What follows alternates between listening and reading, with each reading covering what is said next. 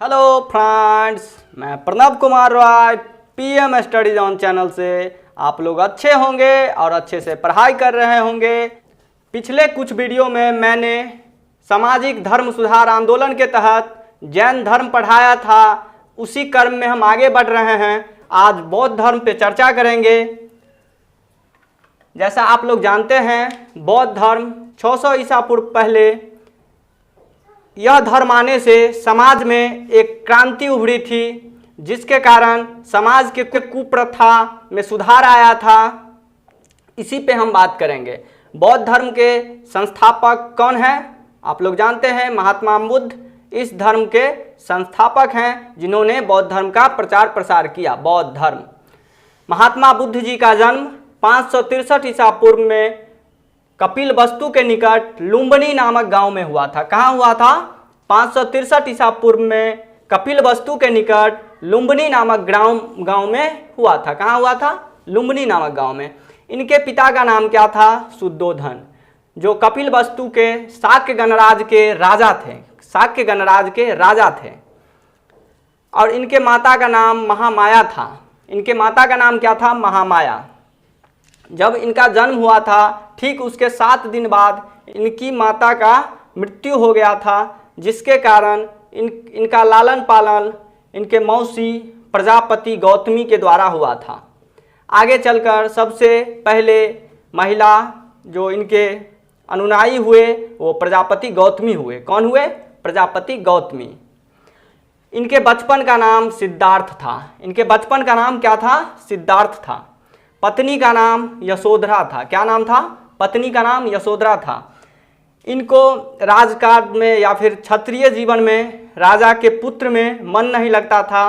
ये बराबर जम्बू वृक्ष के नीचे, मतलब जम्बू वृक्ष के नीचे तप में बैठ जाते थे, लीन हो जाते थे संसार की माया में, जिनके कारण इनके पिता के द्वारा इनका शादी 16 वर्ष के आयु में यशोधरा के साथ कर दिया गया, जो ये फिर राजकाज संभालेंगे। लेकिन ऐसा नहीं हुआ। इनका मन राजकाज में या राजा के जीवन में नहीं लगता था।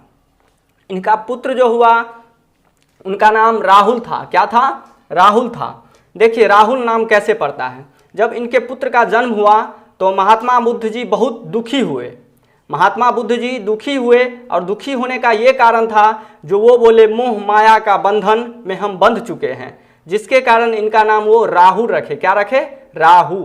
जिसके कारण आगे चलकर इनका नाम राहुल हो गया। सौतेले भाई का नाम देवदत्त था। क्या नाम था? सौतेले भाई का नाम देवदत्त था। गोत्र का नाम गौतम था। महात्मा बुद्ध के गोत्र का नाम गौतम था। वर्ण क्षत्रिय था। कुल शाक्य। सारथी का नाम चान। प्रिय घोड़े का नाम कंथक। क्या था? प्रिय घोड़े का नाम कंथक। प्रिय शिष्य का नाम आनंद। जो इनके सबसे प्रिय शिष्य थे उनका नाम आनंद था, जिनके कहने पे इन्होंने अपने अनुयायियों में महिलाओं को भी सम्मिलित किया। ये हम आगे पढ़ेंगे। जब ये महिलाओं को सम्मिलित किए तो इनका एक वाक्य था। इन्होंने क्या कहें? जो मेरा मन तो नहीं था महिलाओं को अपना अनुयायी बनाना या फिर आश्रम में लाना, लेकिन आनंद के कहने पे मैं ये ला रहा हूँ, जिसके कारण इन्होंने आनंद से कहा जो धर्म 1000 वर्ष तक चलता, 1000 वर्ष तक चलता, वो अब 500 वर्षों तक ही चलेगा। महिलाओं के आ जाने के कारण ऐसा ही हुआ। अंतिम वाक्य जो इनका था, इनके मृत्यु के उपरांत जो अंतिम वाक्य था वो था, सभी धर्म अप्रमाद हैं। क्या है? सभी धर्म अप्रमाद हैं। अप्रमाद का अर्थ हुआ व्यर्थ हैं। इनका कहना है सभी धर्म व्यर्थ हैं। मोह माया के बंधन में नहीं रहिए, आप अपना कर्म कीजिए और खुश रहिए। कभी भी ना दुखी ज़्यादा रहिए ना खुश ज़्यादा रहिए, मध्यम मार्ग को अपना कर चलिए। सभी धर्म अप्रमाद हैं। इनके जो गुरु थे उनका नाम अलार कलाम था। इन्होंने 29 वर्ष के आयु में घर को त्याग दिया। देखिए, घर त्यागने का जो प्रमुख कारण था, इनका मन लगता नहीं था। ये सन्यासी जीवन जीना उचित समझते थे। इनका मन राजा वाले जीवन में नहीं लगता था। इनका घर छोड़ने का जो प्रमुख कारण वो 4 था। पहला, वृद्ध व्यक्ति को देखकर। जब ये वृद्ध व्यक्ति को देखे तो इनको बहुत ज़्यादा दुख हुआ, जो आदमी अपने मोह माया के बंधन में बंध कर वृद्धा आश्रम में कैसा हो जाता है, पहला। उसके बाद रोगी आदमी को देखकर भी ये बहुत कुंठित हुए। उसके बाद मृत शरीर को देखकर ये इतना कुंठित हुए और इनका मन लगा, इनको पता चला जो यह जीवन में सिर्फ दुख ही दुख है, दुख के अलावा इस जीवन में और कुछ है ही नहीं। जब मृत व्यक्ति को देखे तो इनको पता चला जो मर गया उसके साथ भी हजारों आदमी दुखी है, जिसके कारण इनको लगता था इस जीवन में सिर्फ दुख ही दुख है। फिर चौथा, इन्होंने सन्यासियों को देखा, सन्यासी को देखें और ये बहुत ज़्यादा खुश हुए। उसका कारण क्या था? सन्यासी के पास था तो कुछ नहीं, वो भिक्षाटन करके ही अपना गुजर बसर करते थे, लेकिन बहुत ज़्यादा खुश रहते थे। इनको लगा जो उनका जीवन, मतलब सन्यासियों का जीवन हमारे जीवन से, मेरे जीवन से, हम राजाओं के जीवन से कहीं अच्छा है।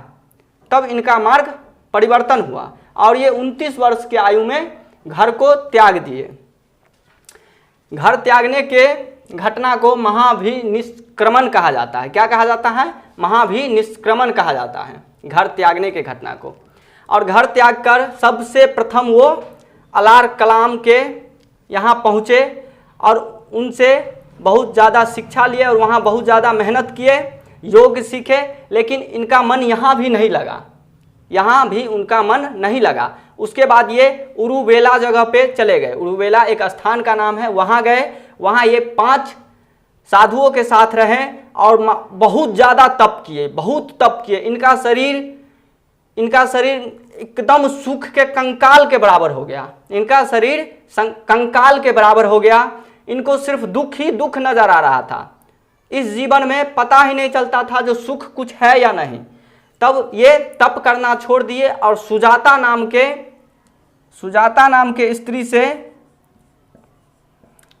नाम के स्त्री के हाथों का खीर खाएं। क्या किए? सुजाता नाम के स्त्री के हाथों से ये खीर खाएं, जिससे इन्हें आनंद हुआ, बहुत ज़्यादा आनंद हुआ। तब इनको पता चला इसी जीवन में तो सुख भी है और दुख भी है।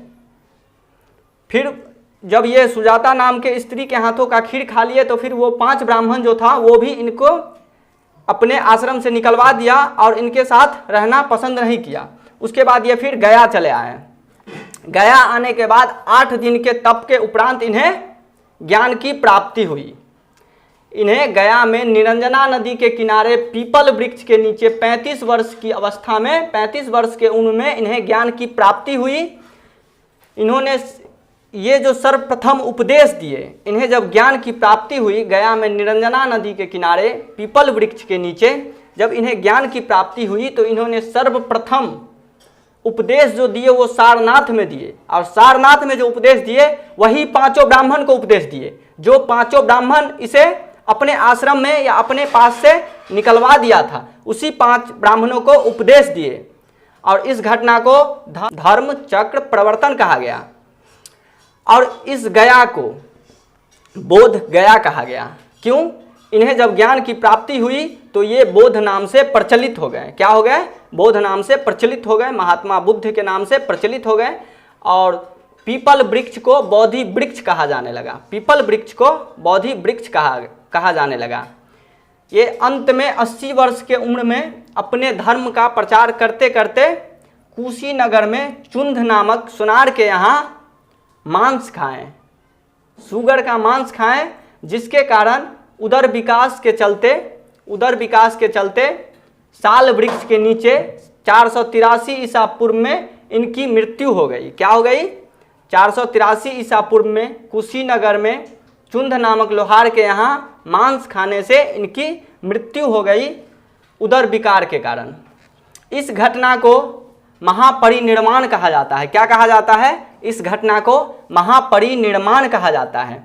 इनके मरने के बाद इनके अस्थियों को 8 भागों में बांटकर स्तूप बनाया गया। क्या बनाया गया? स्तूप बनाया गया। इनके अस्थियों को 8 भागों में बांटकर स्तूप बनाया गया। ये मरने से उपरांत आनंद को कहते हैं। देखिए कारण क्या था? इनके मरने के बाद उत्तराधिकारी किसी को ये डिपुट करके नहीं गए, किसी को ये उत्तराधिकारी बनाकर नहीं गए। मरने से पहले आनंद से कहते हैं, हमने जो धर्म प्रचार किया, हमने जो नियम कानून बनाया, वही तुम्हारा राजा होगा, वही तुम्हारा शासक होगा। इनके जो प्रिय शिष्य थे उनको क्या कहते हैं, मेरे मृत्यु के बाद, मेरे निर्वाण के बाद हमने जो धर्म बनाया, हमने जो नियम कानून बनाया, वही तुम्हारा शासक और हमारा उत्तराधिकारी होगा। आज के लिए इतना ही। आप लोग को अगर यह वीडियो अच्छा लगता है तो आप लोग शेयर कीजिए, कमेंट कीजिए, लाइक कीजिए, अपने दोस्तों को फॉरवर्ड कीजिए। हमारे चैनल से जुड़े रहने के लिए हमारे चैनल को सब्सक्राइब करें एवं बेल आइकन को प्रेस करें। धन्यवाद।